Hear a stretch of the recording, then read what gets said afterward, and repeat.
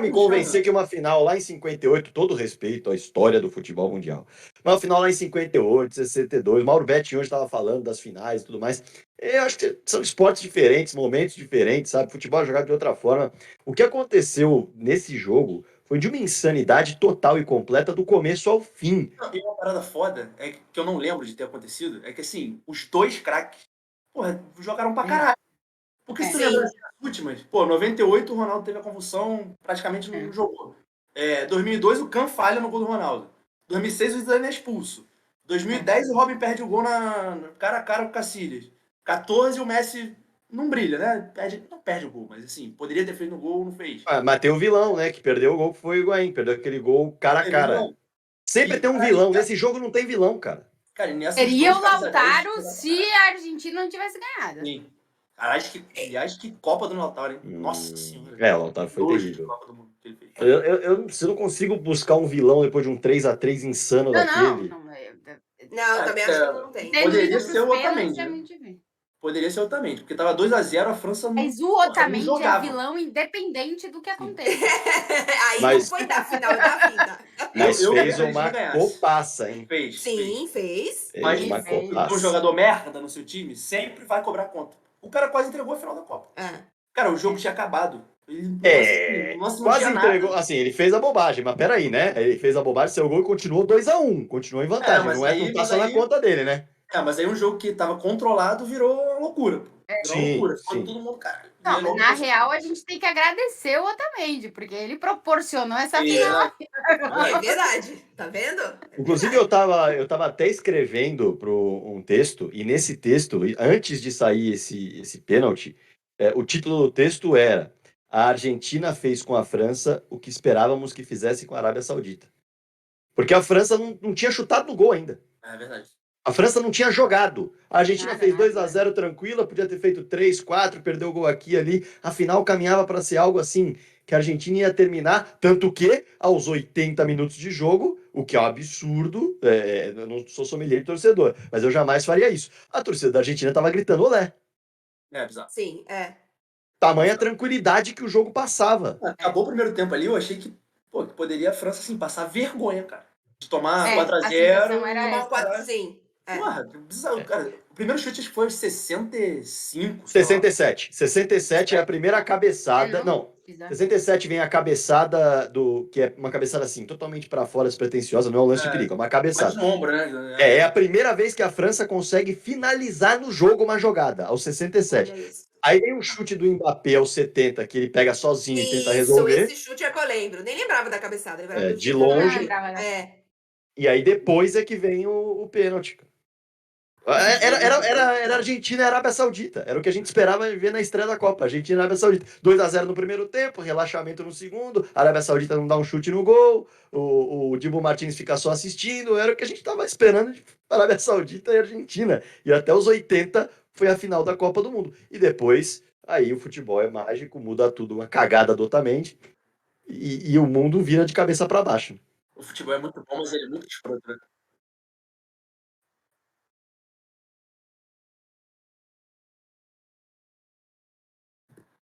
Cara, pra mim não. Todo mundo ou só pra gente? Não, então, se a melhor final da história consagrou o melhor jogador da história, o que vocês acham? Não, eu acho que não. Pra mim, o melhor da história ainda é Pelé. A gente teve essa discussão hoje mais cedo no melhor futebol do mundo. E eu entendo que existe uma diferença de futebol, e eu entendo que o futebol de hoje é um, o futebol de antes é outro. E é claro que eu acho que o ideal, quando a gente fala na história, a Tati estava falando sobre isso, é a gente poder separar, né? O melhor do século, o melhor, sei lá, até o ano, enfim. Mas eu ainda acho que se a gente pegar a história do futebol, e aí a gente não vai dividir, eu acho que existe um pioneirismo do Pelé, de que, beleza, ele jogava contra goleiros menos, enfim, menos treinados, com menos tecnologia, os zagueiros não eram... Menos evoluídos. Menos evoluídos, que a tática era menos evoluída, ele era menos marcado, tinha a questão surpresa, mas ao mesmo tempo, ele também não tinha as vantagens, né? Ele não tinha as vantagens de de atleta, de estudo, de corpo e etc. A bola Então, pesada pra caralho, chuteira Nossa. pesada. os aberta. campos, assim, então eu acho que tem pros dois lados, mas eu acho que o Pelé tem algo que nenhum outro vai conseguir ter, porque pode ter melhor técnica, sei lá, pode ser ter mais títulos, pode fazer mais gols na carreira, mas o Pelé tem algo que nenhum outro tem, que é ter sido o primeiro. É ter sido o primeiro craque mundial e numa época em que a gente não tinha um mundo globalizado. Assim, Isso. o Pelé chegou no mundo inteiro sem internet. Ele chegou no mundo inteiro através de jornal, rádio, boca a boca, televisão que pouquíssimas pessoas tinham, vídeos que foram disponibilizados anos depois. Então eu acho que, claro, ele ganhou essa vantagem por ter sido o primeiro. Ninguém mais vai poder ser o primeiro. Então eu acho que ele tem esse quê de intangível, de pioneirismo, e obviamente por tudo que ele é como jogador, e que aí sim eu entendo a discussão. Só que pra mim ele vai sempre levar, porque ele vai ser o primeiro. Então, eu entendo a discussão. Na Europa, a gente sabe, né, Tati, que essa discussão existe, Uhum. mas pra mim, o Pelé tem algo que ninguém mais vai ter. E pra mim, isso coloca ele na frente de todos, inclusive do Messi. Eu Mas acho pra que mim tem é o segundo. um negócio aí a mais, um ingrediente a mais que ninguém vai ter em relação ao Pelé. Primeiro, para deixar claro aqui, da minha geração, do que eu vi jogar, consagrou o maior. Do que eu vi jogar, dos meus olhos, Sim, do que consagrou o jogar maior. também. É. Sim. Agora, o Pelé, gente, o Pelé, ele fez o tanto de gol que ele fez, ele chamou a atenção da forma como chamou a atenção, ganhou os títulos que ganhou, bateu, venceu o Deus e o mundo, num período em que grande parte da carreira dele não tinha cartão no futebol. Uhum. Você podia descer a marreta no Pelé o jogo inteiro que você não saía do campo. Esse negócio aí, não, porque tinham que rodiziar a falta para não ser expulso, isso não existia. Se você quisesse, você deixava todo mundo sentar a marreta no Pelé para ele não jogar, para tirar ele do jogo, para ele não se sentir confortável. E o cara fez todos os gols que fez. E o cara fez a diferença que fez em Copas do Mundo. E o cara conquistou os títulos que conquistou. Ah, mas aí, você está supondo que todo mundo é maldoso, é ruim? Não, o que eu estou falando é que o marcador dele não tinha a preocupação de falar, dependendo da forma que eu chegar atrasado nesse cara, eu tô fora. Ele não tinha isso. Esse é o ponto que, para mim, ninguém vai ter mais. E o Pelé teve a seu favor. Ele brilhou e foi histórico numa época em que podiam descer a marreta em qualquer jogador. Assim, eu acho que dá pra falar que o Messi é o maior jogador da história do futebol moderno. E isso engloba o Maradona, por exemplo. Porque o Maradona, você consegue fazer um paralelo da carreira do Maradona com o do Messi. Pô, eles jogaram no mesmo time, jogaram no Barcelona, os dois, por exemplo. Então, assim, as competições já eram mais parecidas, o suprassumo do futebol estava mais ou menos no mesmo lugar, o Maradona estava no mesmo lugar que o Messi faz a carreira dele. Então, assim, eu para mim, não tem nenhum argumento racional para você falar que o Maradona é maior que o Messi. Nenhum. O argumento vai ser, porra, passional. Vai ser, pô, o personagem era foda, as jogadas que ele fazia, era mágico. Beleza, aí tanto faz, assim, cada um vai ter a sua preferência. Agora, o Messi, porra, as estatísticas são um banho, o tempo de auge é um banho, e agora, se faltava alguma coisa, não falta mais. Ele ganhou, e ganhou igual o Maradona. Ganhou carregando nas costas, porra, média de um gol por jogo, não tem o que falar.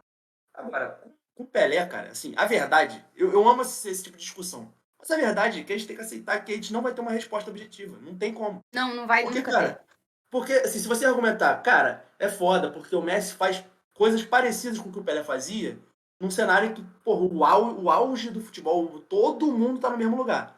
Isso é verdade, o dia a dia do Pelé, ele não jogava sempre contra os melhores. Ele jogava o Campeonato Paulista um tempão do ano. Só que, cara, o Pelé também chegava contra o Real Madrid e fazia 3 gols. E a excursão do Santos, o Pelé era claramente o melhor em campo. E ele tem 3 títulos mundiais, né? Aí, porra, não é qualquer coisa. Então, assim, eu acho que não dá pra passar o Pelé, por tudo que a Clara falou. Eu acho que conta muito também. Eu acho que é mais difícil você ser o primeiro do que você superar o primeiro. Só que a gente vai ter que aceitar que o Pelé é o melhor da era dele e o Messi é o melhor da era dele. Porque É o que são eras diferentes. é o que eu digo, a gente vai ter que dividir por século, porque não dá para avaliar uma coisa totalmente diferente da outra. O futebol que o Pelé jogava não é o futebol que o Messi joga. E o futebol que o Messi tá jogando, a gente não sabe o que seria o Pelé agora e é impossível saber. É anacrônico, é outro esporte. É outra coisa. Como o Fragoso falou, não tinha cartão na época do Pelé, sabe? Não existia Champions na época do Pelé. Os jogadores brasileiros naquela época, raríssimos vinham pra Europa. Jogavam O muitas americano vezes na vinha- América do Sul, né? Iam pro Exato, não Boca, iam pro existia. Nacional, não Não tinha esse existia intercâmbio. intercâmbio e não existia essa possibilidade de a gente ter todos os melhores jogadores do mundo concentrados como tem agora, hoje. Então, pra mim, não tem nenhum tipo de discussão. O Pelé tá num lugar que ninguém nunca vai chegar no lugar do Pelé. O Pelé tá sozinho num lugar absurdo. Que não, ele mudou. Ele mudou o que o futebol fazia, como a gente via o futebol, e ele pegou o nosso país. Por isso que brasileiro que não defende o Pelé absurdamente, eu não entendo. Porque ele pegou o nosso país e transformou em alguma coisa. Nosso país não era nada. E, de repente, o Brasil virou o país do futebol. O Brasil é o país do futebol por causa do Pelé. Ponto. Então, assim, não tem discussão. O Pelé tá num lugar que ninguém vai chegar por tudo que vocês falaram e por... O cara era um monstro. Aquele videozinho que tem do Pelé fazendo tudo que os outros fizeram é bizarro. Sim, exato. Aquilo ali. É bizarro, Tudo que o cara já fez, o Pelé fez antes Fez- e tem que fez comprovar. Um dos cara, vídeos mais não tem fodas que como. já fizeram de futebol, assim, Sim, nos últimos tempos. Sim. Pô, esse vídeo é muito bizarro. foda. Então não tem Muito discussão. foda. E sobre se o Messi, pra mim, foi o melhor que eu vi. Pra mim, o Messi foi o melhor jogador que eu vi jogar futebol. Só que eu tomei a decisão de que o segundo maior jogador da história do futebol, eu vou deixar na mão dos argentinos. Eles que decidem quem é que é o melhor pra eles e pra mim vai ser o segundo. Se eles chegarem à conclusão que é o Messi, é o Messi. Se eles chegarem à conclusão que é o Maradona, é o Maradona. Eles decidem lá. Primeiro eles têm que escolher o deles. Aí depois a gente discute. Eu tava pensando sobre isso hoje, inclusive, né? Sobre essa discussão do Pelé. Até por isso eu também peguei o livro para ler novamente do Pelé. Esse livro, A Importância do Futebol, do Brian Winter. É uma parada que me pegou muito, que a questão da relação dos argentinos com o Maradona e dos brasileiros com o Pelé. E eu acho que tem muito a ver. O Pelé é um pouco vítima do país do futebol, digamos assim. Porque os argentinos se agarraram ao Maradona, porque em 78 ele não vai, e ele não vai com o país chorando a ausência dele na Copa, falando ele deveria ter ido, ele merecia ter ido. Ele vai em 86 e ele ganha a Copa sozinho. E de 86 para frente, a Argentina não consegue mais ganhar o título mundial. Mais do que isso, vamos lembrar, nós estamos falando de 86, né? O último título... Parecida, né? Mas veja Sim, só. até 94 o Brasil só tinha ganho o Pelé. Então, mas aí Exatamente. o Brasil começa a ganhar. O Brasil ganha em 94, o Brasil ganha em 2002. E essa geração, eu acho que ela acaba olhando para o Pelé de uma maneira de que ela não é mais... ela não se apega mais à ideia de que ali a gente tinha futebol. Virou vítima do pentacampeonato o Pelé. Enquanto o Maradona ainda era aquela história de se não fosse ele, a gente não teria título em 86, a gente ainda seria uma nação que só ganhou em 78. O Pelé, ele faz aquilo que fez de maneira histórica e as gerações mais pra frente começam a ver Ronaldo, Ronaldinho Gaúcho, Romário, Kaká melhor do mundo e por aí vai. E aí as coisas começam o Ronaldo melhor do mundo, o Rivaldo melhor do mundo. E aí a galera vai começando a deixar pra trás o Pelé e dar uma menor importância porque outros conseguiram assumir postos muito grandes. E aí a galera meio que minimizou um pouco a importância por isso. Eu fiquei pensando sobre isso, não é uma conclusão, tá? Tô jogando aqui na mesa. Eu acho que o Pelé é um pouco vítima do sucesso do futebol, individualmente e até coletivamente da seleção de jogadores brasileiros lá fora. Algo que a Argentina não teve tanto. Eu acho que a intensidade ali da paixão, assim, do brasileiro com o Pelé e do argentino com o Maradona é muito da intensidade do personagem também. O Maradona é muito controverso, o cara que, porra, mete o gol de mão na Inglaterra e fala, é a mão de Deus, foda-se, porra, e aí lembra das Malvinas, o caralho. Então, assim, os caras, é uma ligação que é muito ardente, assim, entendeu? E o argentino, ele é mais assim que o brasileiro, né? Ele vive mais intensamente as paradas do que a gente, assim. É uma igreja lá, né? O Pelé não tem aqui. Então, assim, eu acho que melhor, eu não acho isso importante, assim, de verdade. Eu acho que, porra, o Maradona, ele é diferente do Pelé, cara. Então, assim, eu acho que as pessoas vão amar mais o Maradona do que o Messi, inclusive, por causa da personalidade também. Mas é o que eu falo. Assim, Sim. eles que decidam lá. A gente, o rei é nosso, eles que decidem lá quem é o Deus. Que tem dois, parece. É porque eu só fico pensando porque é uma coisa que, inclusive, saiu, assim, quando começa a ouvir jornalistas argentinos, né? Eles falam isso, eles falam, pô, a gente não entende muito por que o Pelé não é o Maradona para vocês. Por que muitas pessoas tentam minimizar o que foi o Pelé. Muitos brasileiros tentam falar, na hora que vai mencionar o Pelé, tentam mudar um pouco a ideia de que, pô, foi o rei do futebol, era outro tempo, era outro momento, enquanto eles defendem a ferro e fogo o Maradona, né? E aí eu fiquei pensando muito Assim, por qual motivo isso aconteceu. mas então, eu acho que tem muito a ver com a nossa cultura em geral. O brasileiro não tem, tradicionalmente, um espírito defensor do que é nosso, em geral. E a gente vê, por O exemplo, síndrome do vira-lata, né, Clara?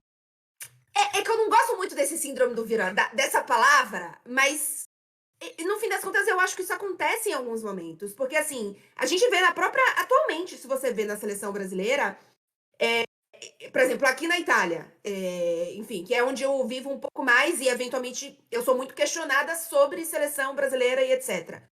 E de vez em quando eu ouço assim algumas questões, mas tem gente que não torce? Como assim tem gente que não torce? Eu acho que cada um torce pra quem quer, tá? Mas não sei se é alarmante, mas é gritante ou é de alguma forma considerável a quantidade de brasileiros que não torcem para a seleção brasileira. E assim, a gente não tem, e a gente não é ensinado, enfim, desde cedo, a ter um cuidado e uma defesa com o que é nosso, né? A história. E aí, assim, vou super abranger isso aqui, mas, por exemplo, o que é público no Brasil? É o que não é de ninguém. Se você vai em outros lugares, o público, na verdade, quer dizer que é de todos nós. Não é que não é de ninguém, é que é de todo mundo. O brasileiro não.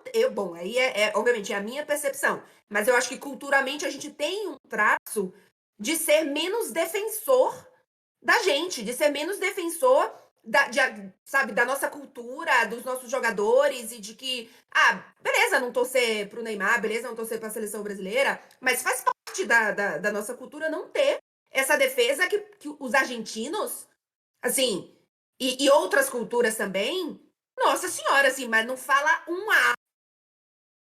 de nada do meu país, do meu jogador e da minha seleção. Tem isso, tem isso. E assim, eu tô aqui dando uma olhada no chat. A quantidade de gente que tem dizendo Pelé jogava contra fazendeiro, Pelé jogava contra sei lá o quê, quando sei lá o que estão escrevendo aqui, mas assim, sabe Fez essas gol coisas? no não sei que time lá Fazia gol Nos em combinados contra a seleção paulista combinado de espanhola. exército.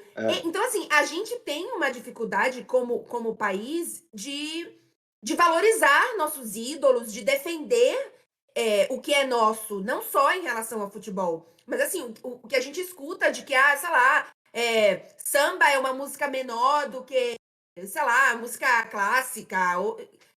Eu acho que é um traço não de todos, mas de um traço da cultura.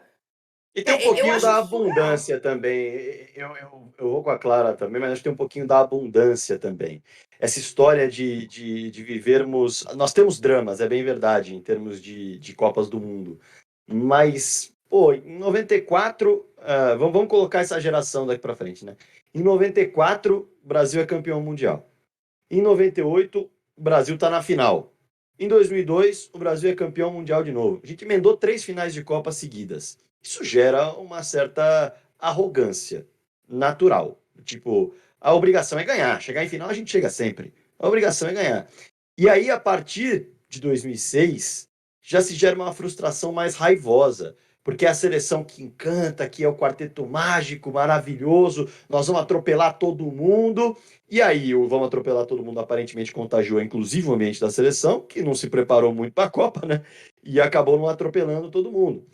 E aí, em 2010, a gente muda totalmente nossa cara, né? Em 2010, a gente vai para o Dunga, vira uma seleção muito mais carrancuda, no sentido de ser mais defensiva, observar mais os cuidados lá atrás, se fechar bastante, tanto para o público quanto dentro de campo. E aí a gente se frustra de novo. 2014 no Brasil, a gente toma essa paulada do 7-1. Agora, 2 eliminações nas quartas de final. Eu acho que agora, talvez, numa próxima Copa, tô refletindo aqui, viajando, tá? A galera pode opinar também aí no chat, quem quiser, e a gente aqui na resenha. Eu acho que agora a escassez vai começar a aparecer. Já faz um tempo que a gente não aparece em final de Copa, já faz um tempo que a gente está começando a sofrer. Nós vamos para 26 anos sem ganhar uma Copa do Mundo. E por mais que sejamos penta, eu acho que essa galera que talvez não ligue muito, comece a sentir mais a saudade do gostinho do título. E comece a ter uma geração que vai Já acho que sentir hoje mais a a vontade